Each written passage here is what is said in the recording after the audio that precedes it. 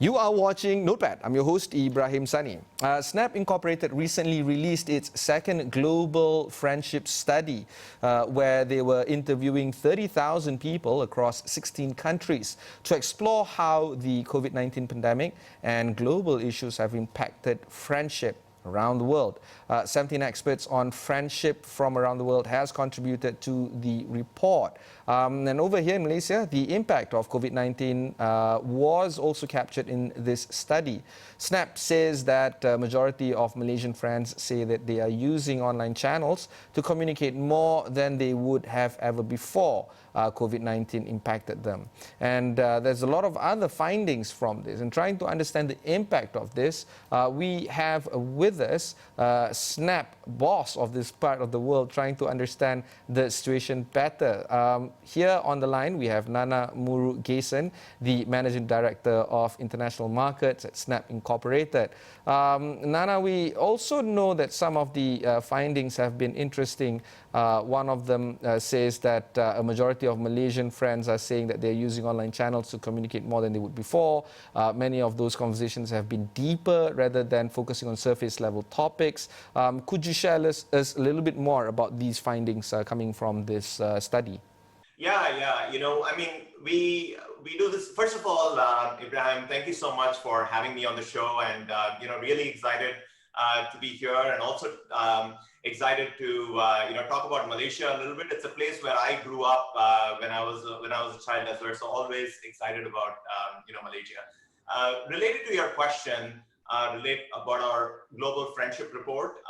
This is a study that we do because we are really, at the end of it, a platform for friends. We are all about visually expressive communication with your close friends. So it's really important for us to know that friendship behavior, right? To make sure that we are relevant in that friendship behavior. So this is a report that we do, and we take it very, very seriously. This year, the theme was very much about the COVID-19 pandemic, and we talked to 30,000 people across 16 countries, including Malaysia, and we interviewed them along with global experts to explore the topic. And as you said, right, and pretty obviously too, right, as you can imagine, given that people are staying at home, they want to find ways to be emotionally connected with their friends, but especially more so in a world where they are physically apart. So these online channels are becoming even more relevant than ever before. So that is one of the reasons that's driving it. The other reason is there's more types of conversations happening through Snapchat. And so the conversations have also become much more deeper. What used to be more casual conversations are becoming deeper and deeper conversations. So that's another thing that we observed in this study as well. And we are also seeing that a vast majority of people, nearly 85%, are saying that channels such as Snapchat are helping them maintain their friendships and relationships. So that's another key finding. And finally, there's also this loneliness that people are expressing, that they are seeing. Like 31% of those who we surveyed say that they're feeling lonely since the pandemic started, which is more than 10% higher than what we observed before the COVID-19. So these are some of the findings, and we really believe that augmented reality and visually expressive communication can help us through the recovery period in the pandemic. Anything that you find surprising from this particular research? I think I wouldn't say anything that was very surprising. It definitely re-emphasized many of the things that we thought would be the case. We did find the loneliness factor, something that is, something we need to pay attention to. And so we are definitely finding ways in which we can have the camera help through that, right? As we try to blend in physical and digital, and try to find ways in which camera and visually expressive communication can help with the loneliness aspect. But otherwise, I think it very much re-emphasized some of the things that we would have expected out of the nature of the pandemic, which is kind of creating this physical separation more than ever before. How would the Malaysian market differ from other markets? Yeah, the Malaysian market, one of the things that we see is a lot more people in the Malaysian market use Snapchat as a way to communicate. It's really we see a great product market fit, because as you know, Snapchat, there is, at the end of the day, we are a camera company, and we really believe that reinventing the camera represents the greatest opportunity for people to create, communicate, and connect in a way that's very authentic and human. And as you know, there is just a little bit about the things that go on in Snapchat, and I can talk a little bit about Malaysia, right? When you open up the Snapchat app, we welcome you to the camera, so you can take a snap and send a snap, right? That's really where the journey starts.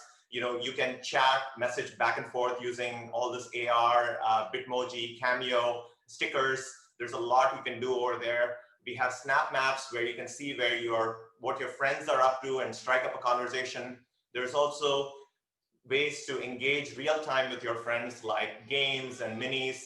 And you can also discuss your favorite content that's on Discover, and originals that's really made for in a mobile format. So it's very much designed around all these human behaviors. And what we are seeing in Malaysia is a very, very good product market fit when it comes to visually expressive communication. That's at the core of our platform. So a significant number of Malaysians, and really is over indexes in Asia, are using Snapchat as a way to drive that visually expressive communication back and forth. And we love that, and we want to double down on and encourage that behavior. What would you expect the trending to be in the future right now? Yeah, you're absolutely right, Ibrahim. AR really remains the unique opportunity for us, and we are very, very focused on building a creative community. We don't want a community that is just consuming. If you look at a lot of the social platforms out there, right, it's very much built around consumption, but we really take pride in the fact that we are also a creation-oriented platform. So AR is a way in which we can enable our community to create, express themselves. And so we have a product called Lens Studio, and it really helps with that creation. It's a desktop app, but then our community can really create and of course share it on Snapchat. So we are very much focused on building a creative community with Lens Studio. We have something called Official Lens Creators, OLCs. We're always looking to build that community, and I'm very proud to say that our very first OLC official lens creator in Southeast Asia is from Malaysia. His name is Ishwaran, and right now I believe we have 2 OLCs in Malaysia. So this is something that is very exciting for us, and it's something that we are very much doubling down on. We've also been doing things like holding AR-oriented classes through online mediums. We have a collaboration with Open Learning, so we're doing that. We also go to schools and colleges. We have a partnership with Taylor's University and others as well, and where we really engage with schools and universities to do workshops around AR. And this is a way in which we are really democratizing AR and building that creator community, which is very much at the core of Snapchat. Another thing I wanted to mention is AR is often associated with entertainment, and that's absolutely right. I mean, it's great to see those visually expressive effects, around the face and all that, and it's a lot of fun and it's very entertaining, and that's almost like content by itself. But we are increasingly moving towards AR for educational applications and other applications as well, right?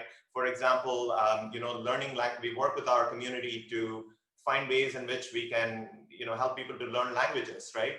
And many other applications that are educational oriented as well. So lots of possibilities to unlock, not just in entertainment through AR, but also education. And I think there's a lot more that we can unlock, especially leveraging and encouraging the ideas that our community has, because they know best what's relevant locally, and it's a great way for us to build that culturally relevant platform, with AR at the center of it. Okay, we'll take a short break. When we come back, we'll continue our conversation with Nana of Snap Incorporated.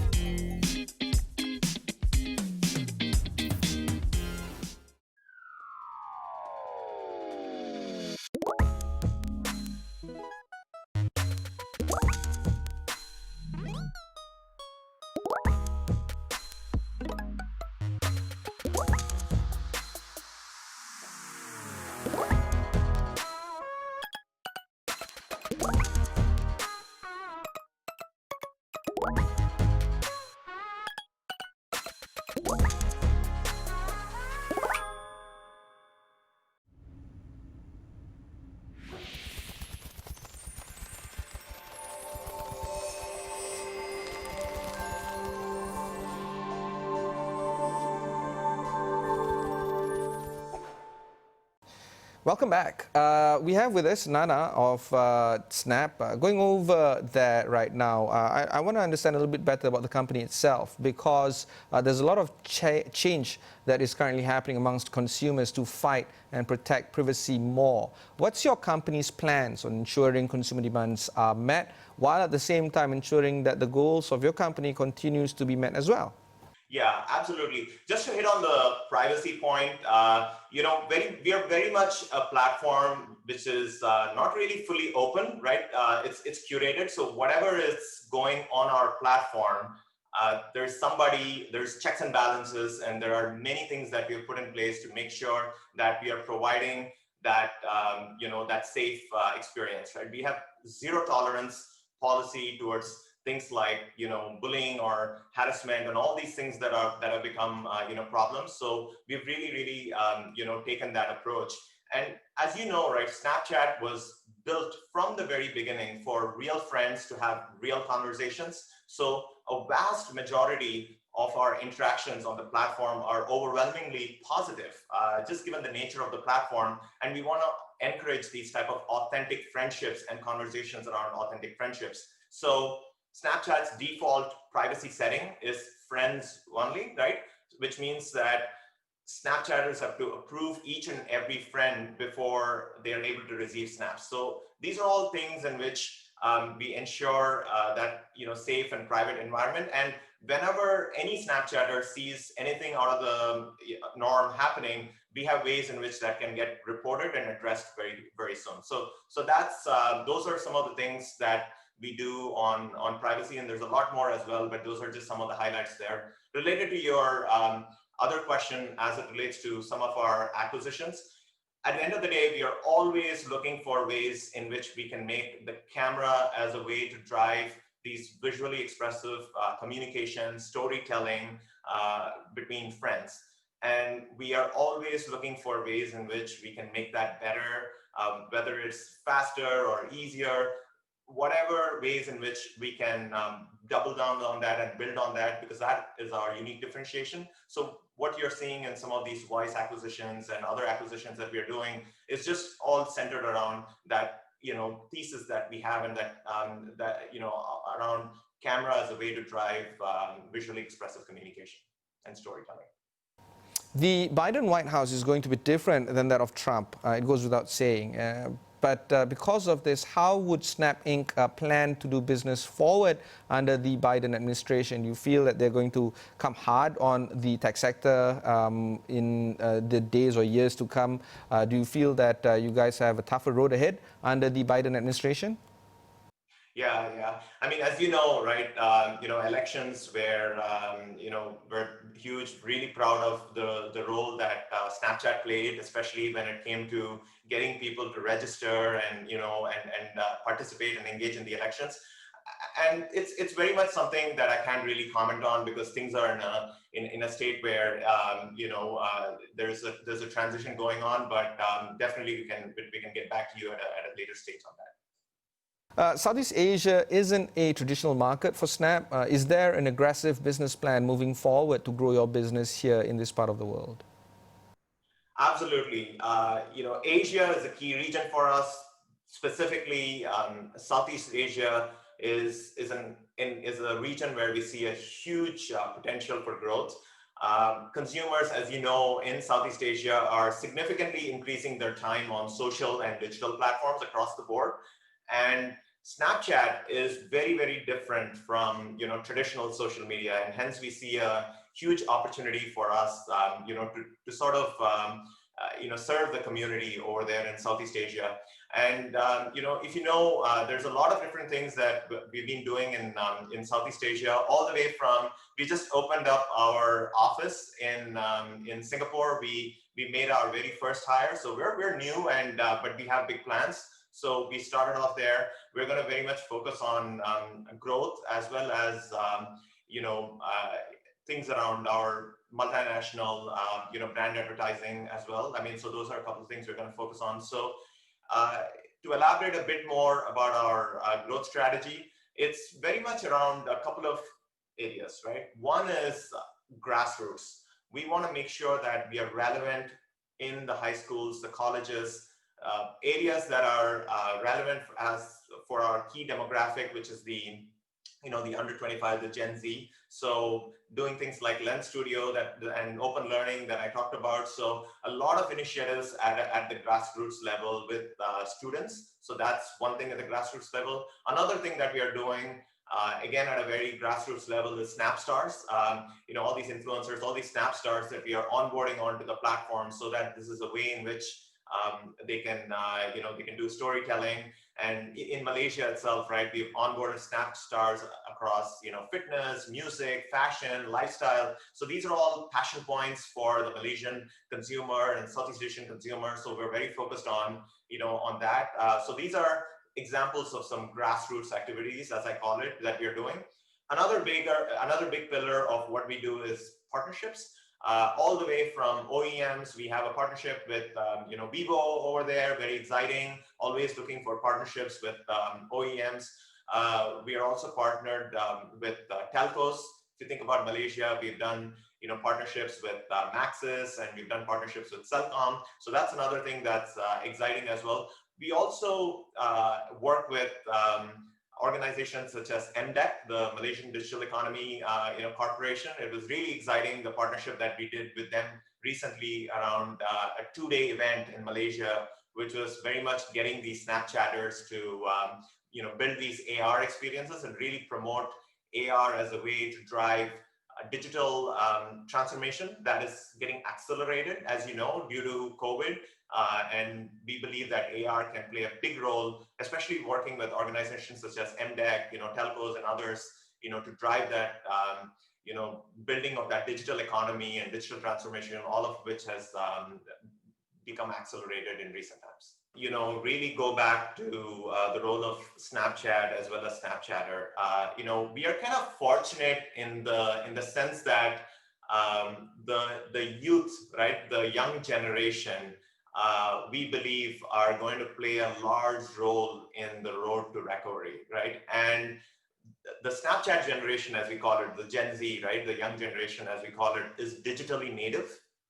They grew up on mobile, they grew up on digital, so they're actually able to adopt new technologies really fast. I have 2 daughters, and I was kind of worried about no school and no physical, but they've really adapted to this digital way really fast, much faster than other generations take, right? And so what we are trying to do is work with our community, the Snapchat generation, to really help accelerate the road to recovery, right? Making sure that our community is turning to digital behaviors like entertainment, commerce, learning, fitness, and we are working with our partners. There's a lot of partners that we have, right? So we are bringing our community together with our partners, and especially around all these different areas that I just mentioned. We think that we can play a large role in getting our community to accelerate the road to recovery. So absolutely, there's going to be a lot of challenges, but we feel like this Snapchat generation can play a role in accelerating and pivoting the way we have done things into a much more digital and digital way. Finally, what would Snap do in the next few months that perhaps consumers could be excited about? Yeah. You're going to see us, as you mentioned earlier, right? You're going to see us do a lot of cool things, especially on AR, because just to give you one example, right? Restaurants which are closed, but through AR, we can actually show the community how it would look like if it were open, right? Things, if they were to go shop, right? Instead of just buying online, with AR, we can actually get them to try on, right? We've done this thing with Gucci recently where it's like virtual try on. So we're really going to leverage AR to find ways in which our community, which is like stuck at home, is actually getting connected with how it may look like. How would it feel like going into a restaurant? How would it feel like trying on something? And there's just so many different possibilities which are really exciting. We are also going to be doing something which is about celebrating with our community. If you look at the Southeast Asia region, right?